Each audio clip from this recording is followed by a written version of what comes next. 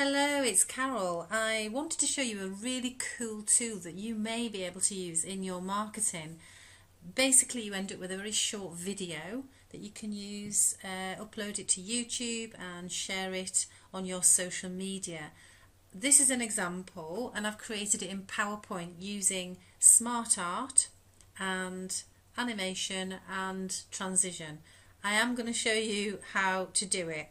So let's go into PowerPoint, and the first thing you want to do is set out your text in a slide in bulleted form or as a list.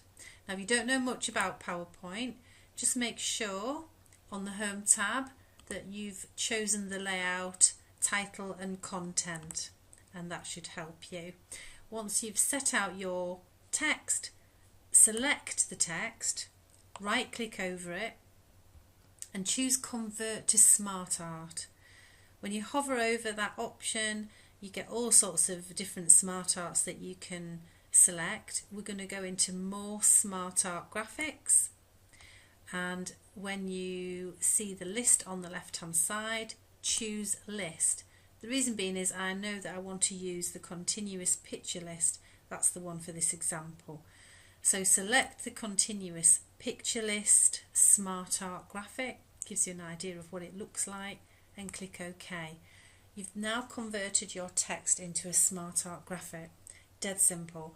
What we need to do is a couple of things. I'm going to show you how you would use the image placeholders, change the colour, add animation and transition. The first thing we're going to look at is the image placeholders. And if you click onto the image placeholder, it opens the Insert Picture dialog box where you can choose a picture from your computer or use an image search using Bing. I've already got some pictures set up, so I'm going to choose Browse on my computer, and I'm going to choose the first picture, double click to insert it, and it's inserted it into the box. I'm just going to speed this up while I add the remaining images using the same method. So let's add some animation. First, to the title heading process. You can either select the text to add your animation, or you can just select the text box. So I'm going to select the text box, and on the menu choose animations. For this example, I'm just going to use appear.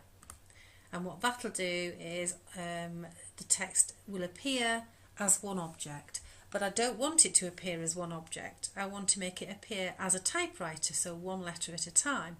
So to edit and format your animations, you need to make sure the animation pane is showing on the right hand side. And to do that, you use the animation button. It's a toggle key, so you'd click it to turn it on and click it to turn it off. So make sure your animation pane is showing, and it'll list all the animations you put onto your slide, that particular slide. We're going to format this animation so that each letter comes in one at a time. So using the drop down arrow, go into Effect Options. With the Effect tab selected, Animate Text. It says all at once at the moment. Use the drop down and change it to say by letter.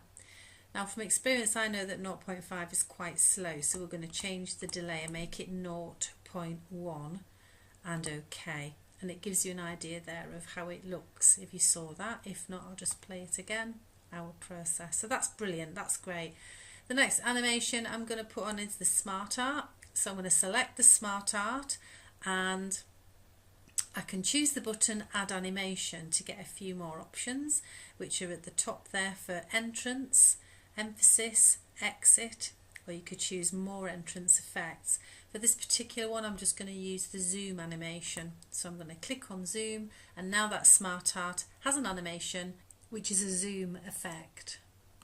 At the moment, the SmartArt will appear all at once, and we actually want it to appear one object at a time. So to change that, you need to select the SmartArt and go to Effect Options button. Move to the bottom section where it says Sequence, choose one by one, and it'll show you an example of how it's going to look, which is so much better.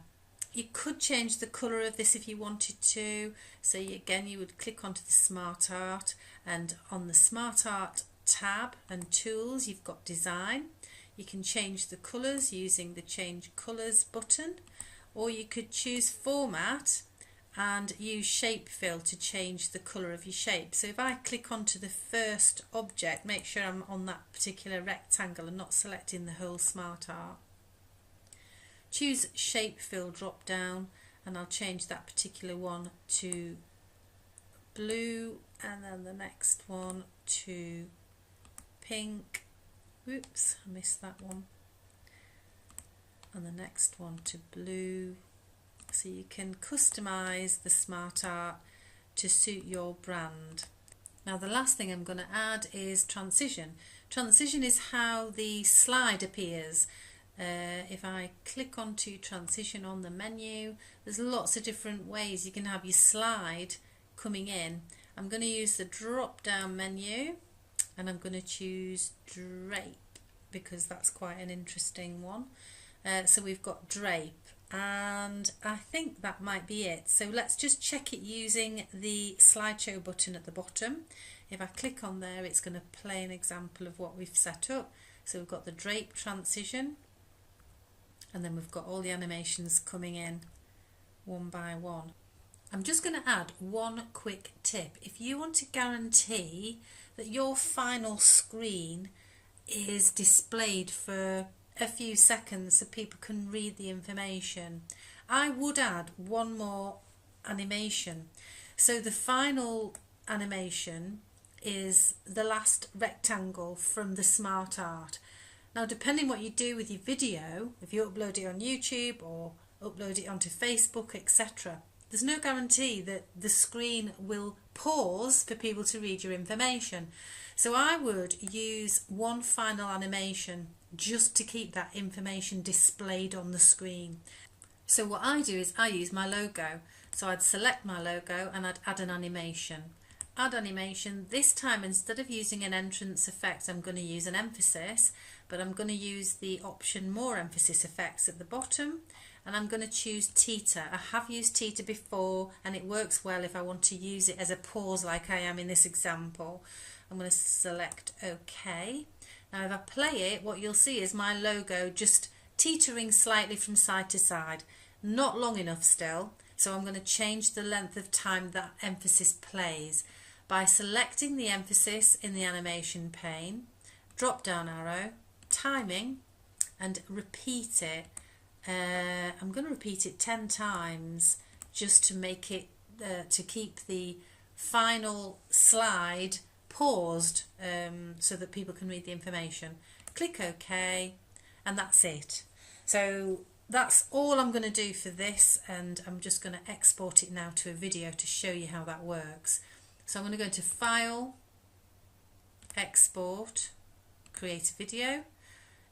Don't worry about changing anything in here for now, just leave it as the default, Create Video, navigate to the folder that you want and give it a name. I'm going to leave it as Our Process and save. Once you hit save, you'll see on the status bar that you have a progress bar telling you how much is being processed and how much there is to go. It really doesn't take that long with such a short video, so I should be able to start navigating through to the folder, PowerPoint video, and there it is, Our Process video. So this is the end result, the video that we've created.